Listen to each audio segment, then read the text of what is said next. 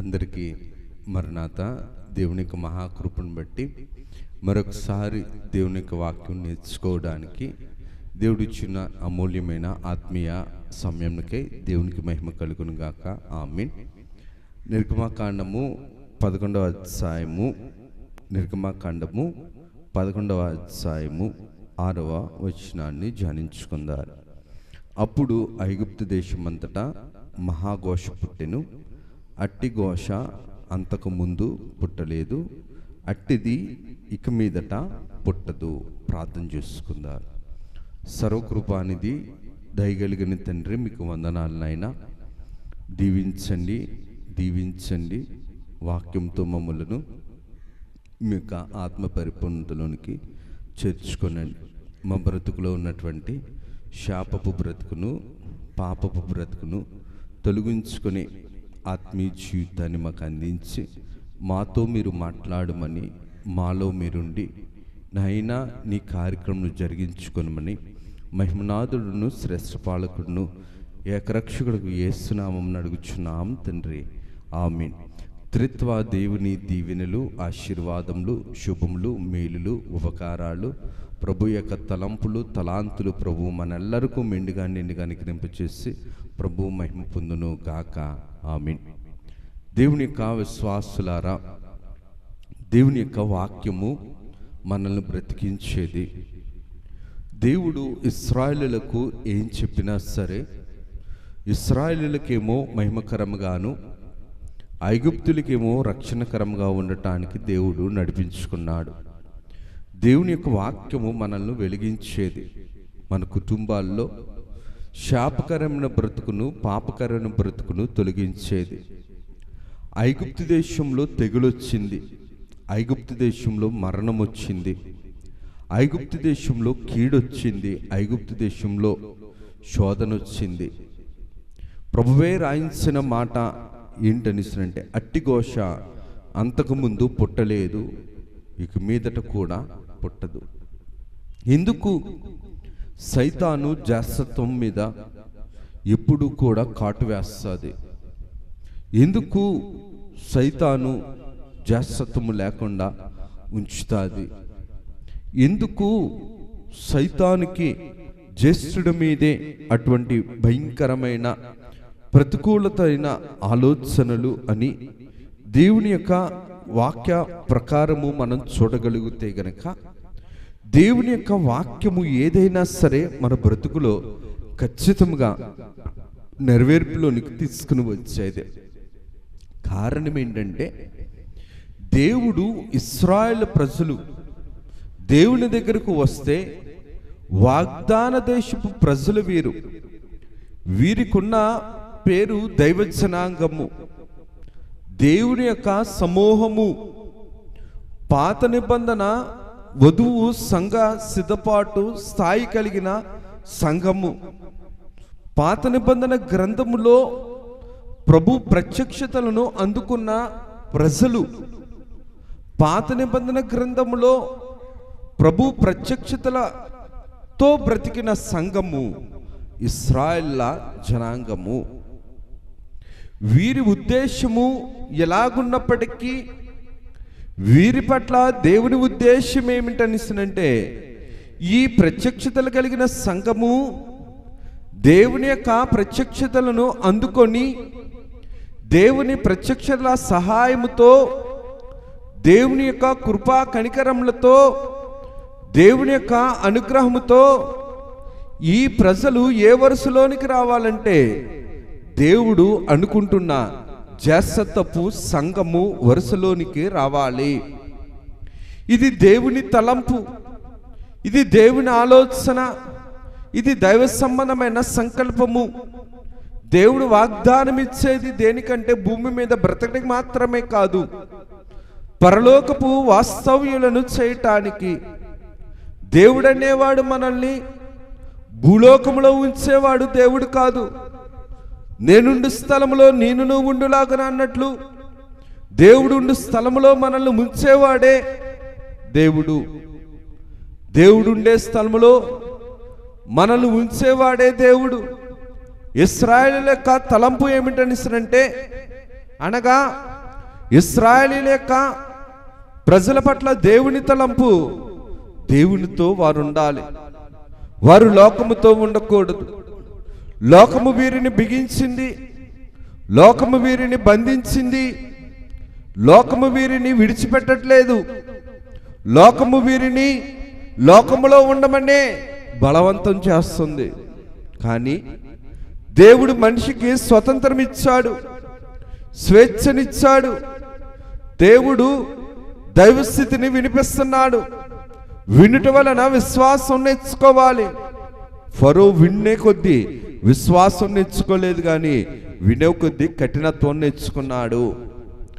ఫరో వినే కొద్దీ కఠినత్వం నేర్చుకున్నాడు కాబట్టే, విశ్వాసానికి పోగొట్టుకున్నాడు కాబట్టే, విశ్వాసానికి దూరమయ్యాడు కాబట్టే ఫరో చివరికి ఏమి సంపాదించుకున్నాడని అంటే వారి జ్యేష్ఠుల మీద శాపాన్ని సంపాదించుకున్నాడు. వారు బ్రతుకుండగానే దేవుడు ఎన్నో తెగుళ్ళు పంపించాడు. నువ్వు మాట వినని పక్షములో నిన్ను, నీ చేతి పనిని, నీ రాజ్యమును, నీకున్న ప్రతిదానిని కూడా నేను సమూల నాశనము చేయలేదు, కానీ వాటి మీద నేను అధికారినని ప్రభు తన్ను తాను రుజువుపరుచుకున్నాడు. యేసుక్రీస్తు ప్రభు రుజువుపరుస్తున్నా, యేసుక్రీస్తు ప్రభు వినిపిస్తున్నా, యేసుక్రీస్తు ప్రభు కనబడేలాగా చేసిన, యేసుక్రీస్తు ప్రభు వినపడేలాగా చేస్తున్నప్పటికీ కూడా ఒక్కొక్కసారి కఠినత్వమైన మనస్సు దేవుని యొక్క మాటను వినదు. కారణం ఏంటంటే విశ్వాసముకు కర్తగు దేవుని యొక్క సహాయంను కోరుకోకపోవటం, పాపాన్ని స్థిరపరచుకోవడం. పాపములో ఉండాలి, శాపములో ఉండాలి, లోకంలో బ్రతకాలి, లోకంలో వెలగాలి, లోకముతో ఉండాలి, లోకములోనే జీవించాలి అనే బ్రతుకు ఎప్పుడు కూడా దేవునిలో వెలిగించదు. దైవాత్మ సంబంధమైన సహాయంలో మనల్ని ఉంచదు. కానీ దేవుడు అంటున్న మాట ఏంటంటే, నన్ను సేవించటానికి నా ప్రజలైన ఇశ్రాయేలీయులను నువ్వు పంపించు అని చెబితే, నేను పంపించను, నాకు తోచినట్లుగానే నేను చేస్తాను అని అనుకున్నాడు. అందుకనే దేవుని యొక్క వాక్య ప్రకారము, దేవుడి యొక్క లేఖనముల ప్రకారము జాగ్రత్తగా మనం గమనించగలిగితే కనుక నిర్గమకాండము 4వ అధ్యాయము 22వ వచనంలో చూస్తే కనుక, నీవు ఫరోతో ఇశ్రాయేలు నా జ్యేష్ఠ కుమారుడు, నా కుమారుడు, నా జ్యేష్ఠపుత్రుడు, జ్యేష్ఠ కుమారుని యొక్క సంతానమే ఇశ్రాయేలీయుల యొక్క జనాంగము, ఈ జనాంగమును బిగబెట్టాడు. మోసపోకుడే, దేవుడు వెక్కిరింపబడడు, ఏమి విత్తుతావో అదే కోస్తావన్నట్లు ఫరో విత్తిన దానినే ఈ 11వ అధ్యాయానికి వచ్చేటప్పటికి ఫరోతో పాటు ఉన్నవారు, ఫరోను వెంబడించిన వారు, ఫరో యొక్క కుటుంబంలో ఉన్న జ్యేష్ఠుల మీదకి ఫరో వేసిన విత్తనం ఏమైందని అంటే విషపు విత్తనం వ్యాపించింది. ఇందుకు ఈ మాటను మనం జ్ఞాపకం చేసుకోవాలంటే మన ఆత్మీయ జీవితాన్ని దేవుని మాటను బట్టి బ్రతికించుకోవాలి, కానీ మనుషుల యొక్క బుద్ధిని బట్టో, మనకున్న అవసరతలు బట్టో దేవుని యొక్క భక్తిని మనం కొనసాగింప చేస్తే దేవునికి దూరస్తులవుతాం. తన పాపమును ఒప్పుకొనని వాడు దేవునికి మరింత దూరస్తుడగును.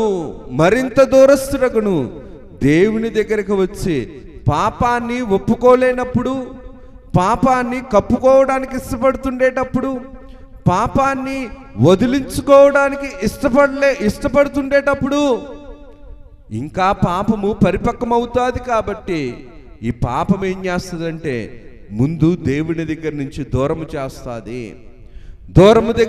దేవుని దగ్గర నుంచి దూరం చేసినప్పుడు పాపము ఎక్కువైంది. కాబట్టి పాపము దేవుని దగ్గర నుంచి దూరం చేసింది. కాబట్టి ఈ పాపము నీ మీద ఏం చేస్తుందని అంటే రాజ్యము చేస్తుంది. దేవునికి అధికారం ఇవ్వలేదు కదా, పాపానికే కదా అధికారం ఇచ్చావు, లోకానికి అధికారం ఇచ్చావు, అపవాదికి అధికారం ఇచ్చావు. కాబట్టి అపవాది ఏం చేస్తుందంటే తన స్వాధీనంలోనికి తీసుకుంది. చివరికి ఏం చేసింది అనేసినంటే ఫరో యొక్క జ్యేష్ఠుల మీదకి తన యొక్క ఉగ్ర రూపాన్ని తను బ్రతుకుండగానే తన యొక్క స్థితిని రుజువు చేసింది అపవాది. పాపము కూడా, పాప ఫలితము కూడా బహు భయంకరమైనది, శాపగ్రస్తమైనది. దేవుడు అంటున్న మాట, యాకోబు నా కుమారుడు, నా జాసపుత్రుడు సంతానమగు వీరి యొక్క బిడ్డలను నువ్వేం చేశావనిసరంటే జ్యేష్ఠులుగా ఉండవలసిన వారిని దాసులుగా ఉంచావు, జ్యేష్ఠులుగా ఉండవలసిన వారిని బానిసలుగా ఉంచావు, జ్యేష్ఠులుగా ఉండవలసిన వారిని లోకము ముందు బలహీనులుగా ఉంచావు. వారి బలహీనలుగా ఉంచి నీ బలాన్ని నువ్వు రుజువుపరుచుకుంటున్నావు. కాబట్టి నీవు ఏ విధంగా అయితే అతిశయపడ్డావో, కఠినాత్మగా మారావో, కఠినపరుచుకున్నావో, మారు మనసుకు సందివ్వలేదో, దానిని బట్టి ఫరో నీవు అనుభవించవలసింది ఇదే అని చెప్పి జ్యేష్ఠులందరినీ కూడా ఏం చేశాడనిసరంటే పాప ఫలితము వచ్చి కబళింపవేసింది. కారణం ఏంటనిసనంటే దేవుడు ముందే చెప్పాడు, వీరు నా ప్రజలను నా ఉత్సవం చేయటానికి నా దగ్గరకు నేను అనుకున్న స్థలానికి నువ్వు పంపించు. అది నీకు దీవెనే, వారికి దీవెనే. సైతాను ఫరోనుకి దీవెనకరంగా లేకుండా చేసింది ఫరోను. ఇటు ఇశ్రాయేలీయులను కూడా దీవెనకు వారసులు కాకుండా చేయాలని ఆలోచన చేసింది. లోకంలో మనిషి తలంపులు కూడా ఒక్కొక్కసారి ఎలా ఉంటాయంటే మనకే దీవెనగా ఉండవు, ఇంకొకరికి కూడా శాపంగా మార్చబడతాం. కారణం ఏంటనిస్తుందంటే దైవాత్మ సంబంధమైన ఆలోచన మనలో లేకపోవటాన్ని బట్టి. అందుకనే దేవుని యొక్క వాక్యక్రమంలో జాగ్రత్తగా గమనిస్తే ద్వితీయోపదేశకాండము 21వ అధ్యాయము 17వ వచనంలో చూస్తే గనక, ద్వేషింపబడిన దాని కుమారుని తండ్రి తన ఆస్తి అంతట్లో రెట్టింపు భాగమిచ్చి వానినే జ్యేష్ఠునిగా ఎంచవలెనని చెబుతూ, వీడు వాని బల ప్రారంభము కనుక జ్యేష్ఠత్వాధికారము వీనిదే. జ్యేష్ఠత్వంలో ఏముంది? రెట్టింపు దీవెన ఉంది. జ్యేష్ఠత్వంలో ఏముంది? దేవుడిచ్చే అధికారం ఉంది. జ్యేష్ఠత్వంలో ఏముంది? సమృద్ధి ఉంది. జ్యేష్ఠత్వంలో ఏముంది? దేవుని తలంపు ఉంది. జ్యేష్ఠత్వంలో ఏముంది? దేవుని ఎదుగుదల ఉంది. జ్యేష్ఠత్వంలో ఏముంది? దేవుని ఫలింపు ఉంది. దేవుని ఫలింపుని, దేవుని ఎదుగుదలను, దేవుని యొక్క దీవెనను కాదనకుండా చేసేది ఏంటనిసరంటే సైతాను యొక్క ఆలోచన, అపవాది యొక్క అంతరంగము చీకటిది. కాబట్టి ఎప్పుడూ కూడా నీవు హీనుడిగానే ఉండాలి, బలహీనుడిగానే ఉండాలి, శక్తిహీనుడిగానే ఉండాలని చెప్పి ఫరో అంతరంగాన్ని కఠినపరిచింది అపవాది. ఫరో అంతరంగాన్ని అపవాది కఠినపరిచింది కాబట్టే కఠినుడిగా మార్చుకున్నాడు. అపవాదికి ఇచ్చిన కనీసపు ఆలోచన సమయము దేవునికి ఇచ్చుంటే ఫరోకి, ఐగుప్తులకి ఈ తెగులు రాకపోదును, ఎంతటి ఘోరమైన ఘోష రోదన ఉండకపోదును. కారణం ఏంటనిసరంటే తర్వాత తరాలను కూడా లేకుండా చేయాలని, తర్వాత తరాలలో పాపము పరిపక్వమే బ్రతకాలని పటిష్టంగా కోరుకుంటుంది పాపభూయిష్టమైన దుష్టత్వపు మనసు కలిగిన అపవాది. అందుకనే తరతరాల పాపము లేకుండా చేయగలిగేవాడు యేసుక్రీస్తు ప్రభు. ఎన్ని తరాలైనా సరే దేవుడు వాగ్దానం ఇచ్చాడు కాబట్టి ఇశ్రాయేలీయులను బయటికి తీసుకురావటానికి దేవుడు ఎంచుకున్న వాడిని తుంచివేయాలనుకున్నాడు. దేవుని ఏర్పాటులో ఉన్నవాడిని తొడముట్టించాలనుకున్నాడు.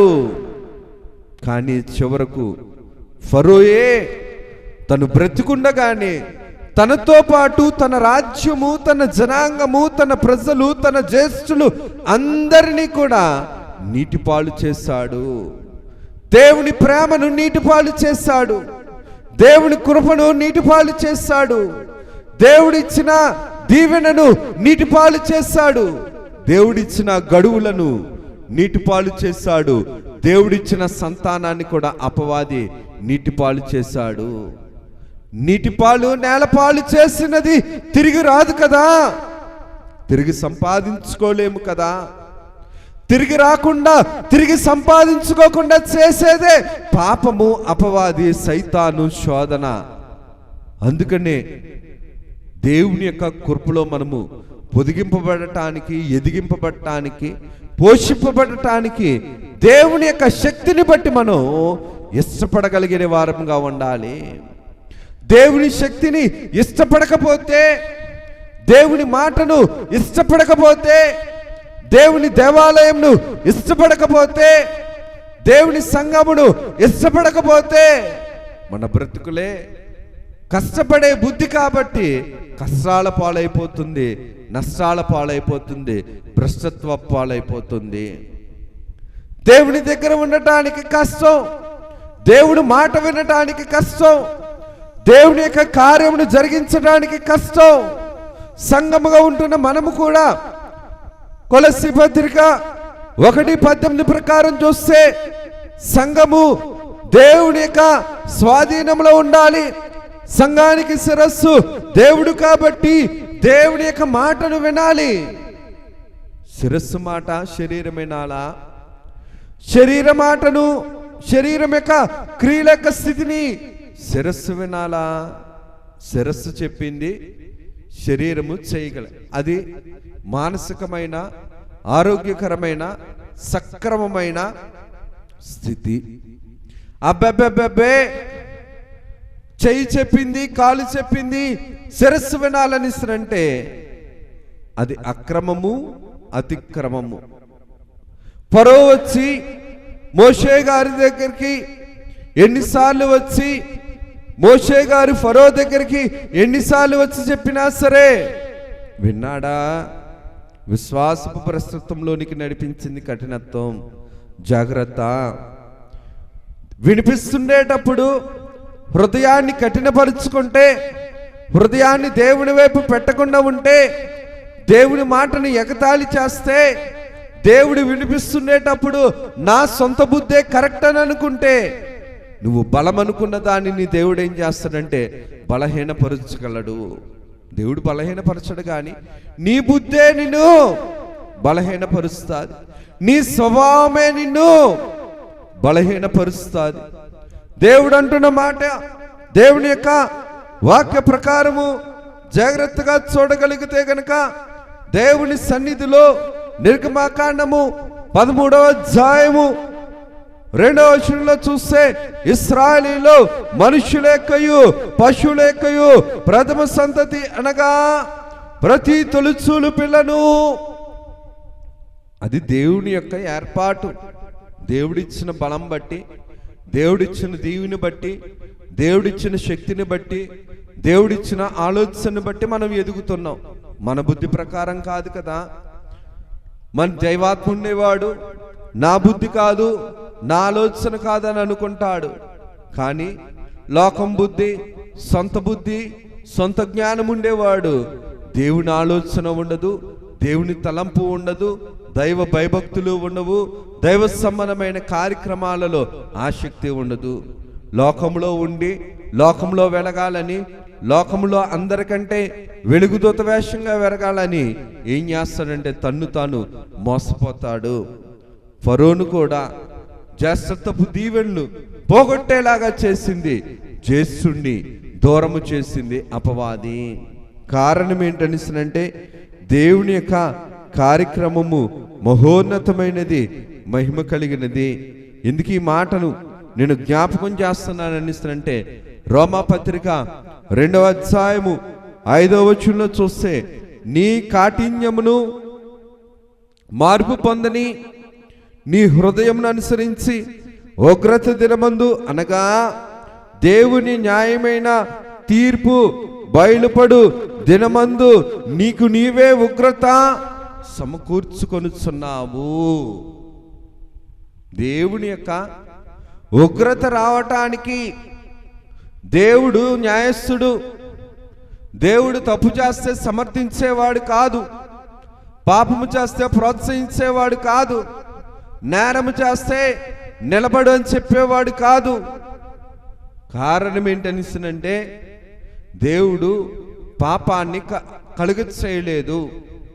పరిశుద్ధతకు దేవుడు పాప ఫలితాన్ని బట్టి, శాప బ్రతుకుని బట్టి నీ యొక్క హృదయ కాఠిన్యమే దేవుడు న్యాయం తీర్చే దినం వరకు కూడా నీవు హృదయంలో దేవుడి పట్ల కఠినత్వముగా ఉన్నావు. కాబట్టి ఆ ఉగ్రతకు నీకు నీవే సమాధానం చెప్పుకోవాలి. అందుకనే ప్రభు అంటున్న మాట, మార్పు పొందని నీ హృదయం అనుసరించి ఉగ్రత దినమందు అనగా దేవుని న్యాయమైన తీర్పు, మారని హృదయము ఎక్కడికి నడిపిస్తుందంటే మనిషి ఆత్మను, శరీరాత్మ ప్రాణములను తీర్పుకు నడిపిస్తుంది. మారమని దేవుడేమో చెబుతున్నాడు, మార్చుకోమని చెబుతున్నాడు, మహిమ స్థితిలో తయారు కామని చెబుతున్నాడు. నేను మారనయ్యా, నా బుద్ధిని మార్చుకోనయ్యా, నా అలవాట్లను మార్చుకోను, నా యొక్క పరిస్థితులను నేను మార్చుకోను, నా ఆలోచనలను మార్చుకోను అని అంటే నీ మారని కఠినత్వపు హృదయము నిన్నెక్కడికి నడిపిస్తుంది అనిసనంటే తీర్పుకు నడిపిస్తుంది. తీర్పు ఎక్కడికి నడిపిస్తుంది అనిసనంటే ఉగ్రతకు నడిపిస్తుంది, శిక్షకు నడిపిస్తుంది.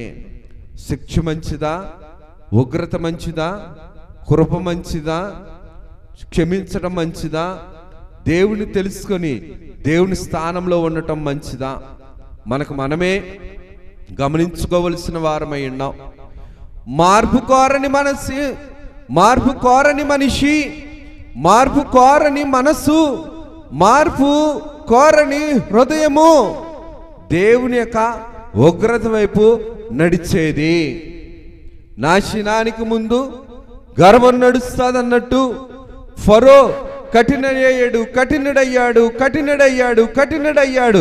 అయ్యి చివరికి ఏమయ్యాడని అంటే తనుండగానే తన జ్యేష్ఠత్వాన్ని, తన రాజ్యాన్ని, సమస్తాన్ని కూడా ఏం చేసుకున్నాడంటే ఉగ్రత పాలు చేసుకున్నాడు. ఉపకారం చేసే దేవుని కాదని, ఉపకారం చేసే దేవుని దగ్గర నుంచి ఉగ్రత సంపాదించుకునే హృదయము దేవుని దృష్టిలో మోసకరమైనది, కపటమైనది, కఠినత్వము కలిగినది, క్షమించరానిది. అందుకని దేవుడు ఫరో హృదయాన్ని క్షమించలేకపోయాడు. ఎంత ప్రేమిస్తున్నా సరే, ఎన్ని అవకాశాలు ఇస్తున్నా సరే దేవుడు యొక్క ప్రేమను లోకుగా చూశాడు కాబట్టి, విలువ తక్కువగా చూశాడు కాబట్టి, దేవుని యొక్క కృపకు విలువివ్వలేదు కాబట్టి కఠినత్వమైన మనసు తీర్పును తీసుకొని వచ్చింది. ఏ తీర్పు అంటే, నేను నా పిల్లలు తరతరాలు బ్రతకాలని చెప్పి అధికారముతో, అపవాది సంబంధమైన ఆలోచనలతో లోకములో తరతరాలు బ్రతకడానికి పాపాన్ని సాధనముగా చేసుకున్నాడు. కాబట్టి పాప సాధనాలన్నీ కలిపి ఏం చేశాయంటే పతనానికి దించేసినాయి. దేవుడు అందుకనే తండ్రి గారు రాసుకొని వచ్చారు, పాపావృత్తిని మానుకొనుము. ఎంత పాపమైనా, ఎట్టి పాపమైనా దేవునికి ఎరుకే. ఎంత పాపమైనా, ఎట్టి పాపమైనా సరే దేవునికి ఎరుకు. కాబట్టే దేవుడు అంటున్న మాట ఏంటని అంటే, హెబ్రీ పత్రిక 11వ అధ్యాయము 28వ వచనంలో చూస్తే గనక, తొలుచూలు పిల్లలను నాశనము చేయవాడు ఇశ్రాయేలీయులను మొట్టకుండు నిమిత్తము.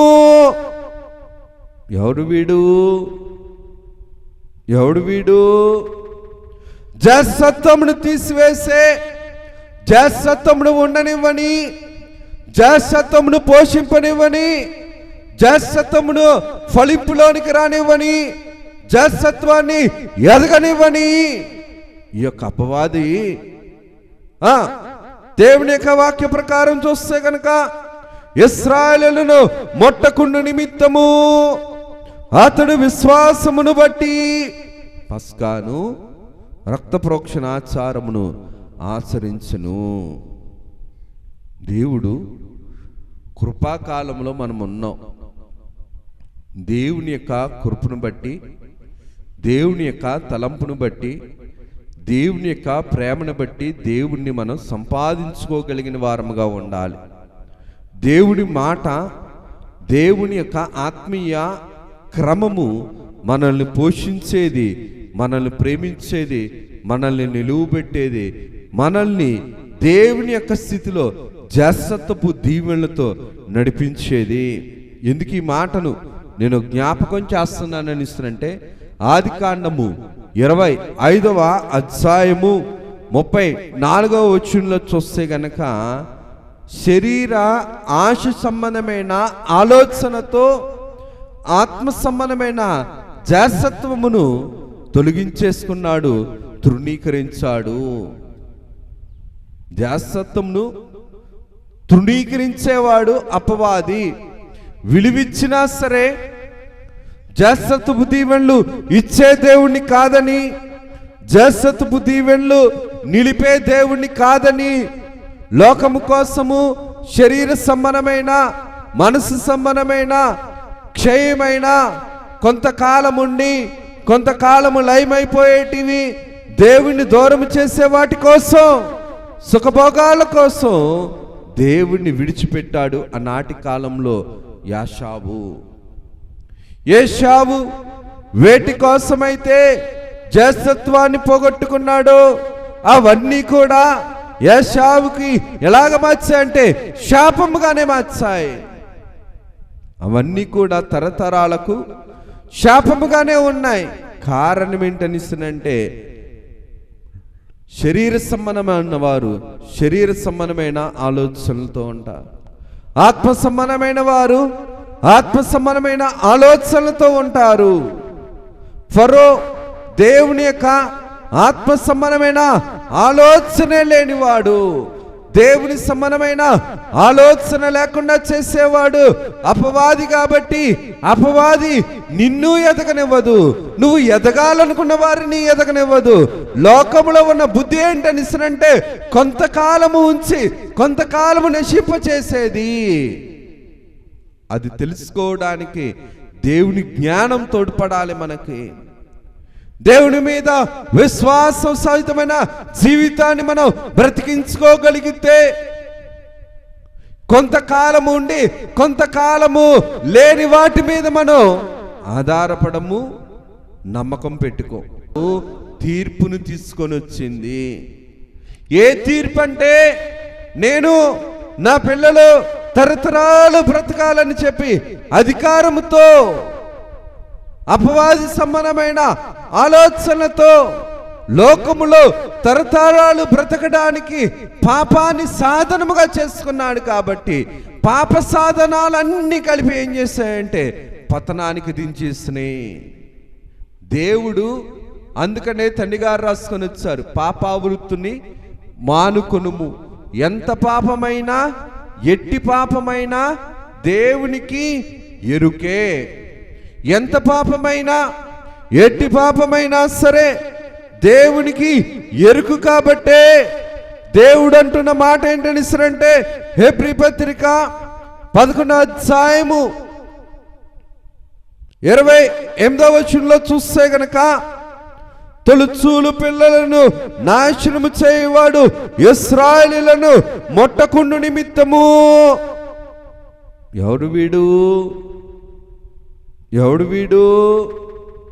జాసత్వమును తీసివేసే, జాసత్వమును ఉండనివ్వని, జాసత్వమును పోషింపనివ్వని, జాసత్వమును ఫలింపులోనికి రానివ్వని, జాసత్వాన్ని ఎదగనివ్వని ఈ యొక్క అపవాది దేవుని యొక్క వాక్య ప్రకారం చూస్తే కనుక ఇశ్రాయేలును మొట్టకుండు నిమిత్తము అతడు విశ్వాసమును బట్టి పస్కాను రక్త ప్రోక్షణాచారమును ఆచరించును. దేవుడు కృపాకాలంలో మనం ఉన్నాం.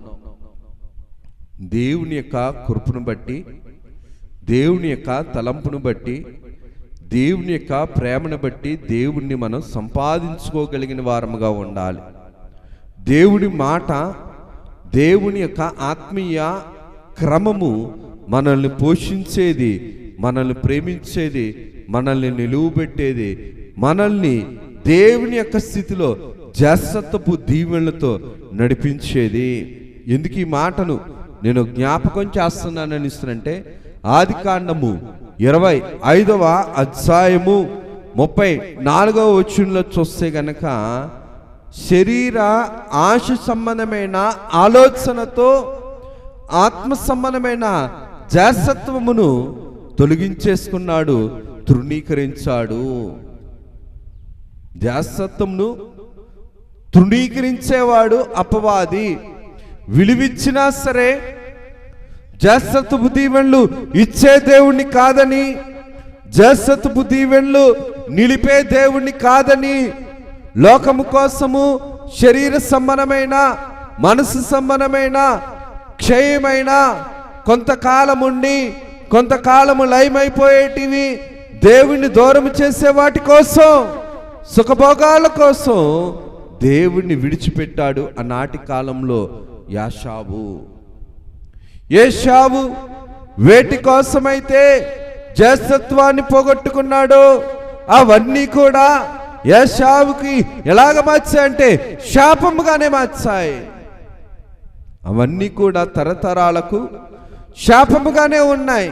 కారణం ఏంటనిస్తున్నంటే, శరీర సంబంధమైన వారు శరీర సంబంధమైన ఆలోచనలతో ఉంటారు, ఆత్మ సంబంధమైన వారు ఆత్మ సంబంధమైన ఆలోచనలతో ఉంటారు. ఫరో దేవుని యొక్క ఆత్మ సంబంధమైన ఆలోచనే లేనివాడు, దేవుని సంబంధమైన ఆలోచన లేకుండా చేసేవాడు అపవాది. కాబట్టి అపవాది నిన్ను ఎదగనివ్వదు, నువ్వు ఎదగాలనుకున్న వారిని ఎదగనివ్వదు. లోకములో ఉన్న బుద్ధి ఏంటనిసనంటే, కొంతకాలము ఉంచి కొంతకాలము నశింపచేసేది. అది తెలుసుకోవడానికి దేవుని జ్ఞానం తోడ్పడాలి మనకి. సర్వోపకారుడా, సర్వశక్తిమంతుడా, మీకు వందనాలయ్యా. కొద్ది వారము దీవించండి, ఆశీర్వదించండి, ఆత్మీయ జీవితాన్ని పోషించండి, నీకు అంగీకారంగా మలుచుకోండి. మీరు మాతో ఉండండి, మీరు మాలో ఉండండి. మమ్ములను మీ పోషణలతో, దైవ లక్షణాలతోటి, ఆత్మీయసారం కలిగే జ్ఞానముతోటి, నైనా నీ యందు భయభక్తులు కలిగే విశ్వాసపు జీవితంతో మమ్మల్ని బ్రతికించండి. నైనా నీ యందు భయభక్తులు దూరము చేసే మనుషులను, నీ యందు విశ్వాసఘాతకులకు ఉంచే దుష్టత్వం కలిగిన సహవాసాలను మాలో నుంచి, మా దగ్గర నుంచి తీసివేసి మీరే మహిమను పొందమని మహిమనాథుడకు యేసు నామమున అడుగుచున్నాం తండ్రి, ఆమేన్. త్రిత్వ దేవుని దీవెనలు, ఆశీర్వాదములు, శుభములు, మేలులు, ఉపకారాలు, ప్రభు యొక్క తలాంతులు ప్రభు నిండుగా మెండుగా మన ಎಲ್ಲರಿకీ అనుగ్రహింపజేసి ప్రభు మహిమ పొందును గాక, ఆమేన్. అందరికీ మరణాత.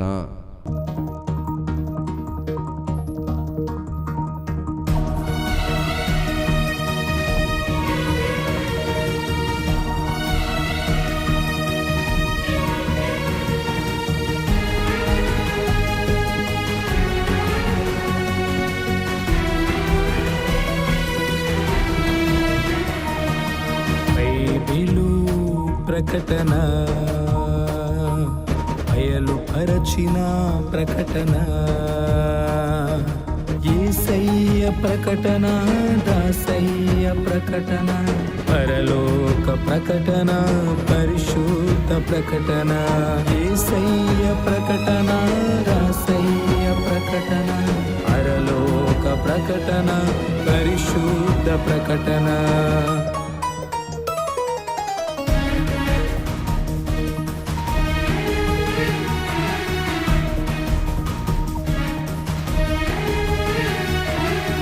ప్రకటన, బైబిలు ప్రకటన, అయలు పరచిన ప్రకటన,